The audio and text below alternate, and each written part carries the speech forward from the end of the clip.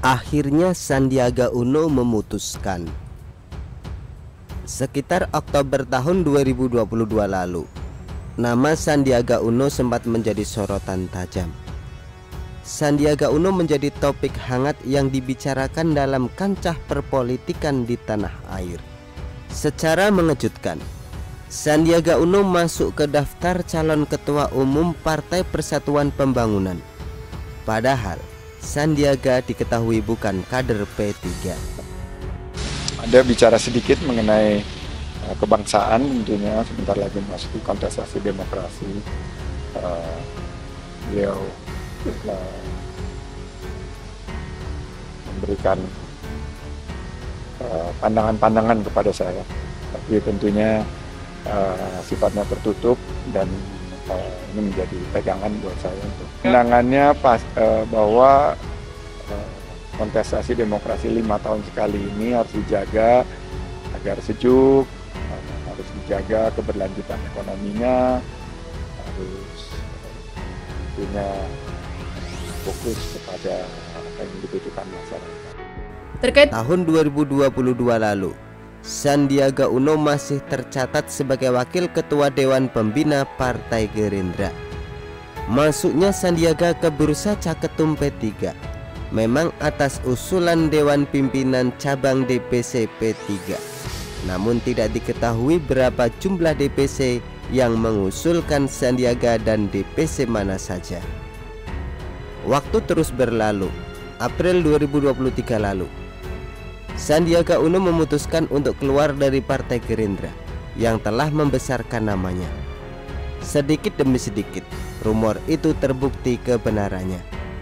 Tapi sampai saat ini Sandi belum memutuskan masuk ke partai politik mana setelah keluar dari Gerindra. Sandiaga Salahuddin Uno mengaku masih belum meneguhkan hati untuk berlabuh dengan partai politik manapun. Meski Pilpres 2024 segera berjalan, sepertinya Uno sangat berhati-hati dalam meniti karir politiknya, termasuk langkah politik penting menuju Pilpres 2024. Dirinya tidak tergesa-gesa untuk masuk P3 sebagaimana isu selama ini. Padahal P3 sangat welcome jika memang Sandi berminat. Langkah-langkah politik Sandi sangat dinantikan seiring elektabilitasnya yang memadai untuk jadi cawapres. Saya cek sampai saat ini memang surat pengunduran diri belum ada, tetapi di undang-undang partai politik kalau seseorang sudah beralih menjadi kader partai lain, tentu otomatis keanggotaan di partai sebelumnya kan gugur. Demikian. Dan kita tunggu saja nanti rilis dari Partai Persatuan Pembangunan atau rilis dari yang bersangkutannya gitu. Langkah politik Sandi sedikit demi sedikit terungkap. Kabar terbaru, Sandi menyebut akan mengusung konsep percepatan pembangunan Presiden Jokowi. Tidak mengubah arah tapi melanjutkan. Sandi menganggap arah politik Presiden Jokowi sudah tepat, tinggal dilanjutkan.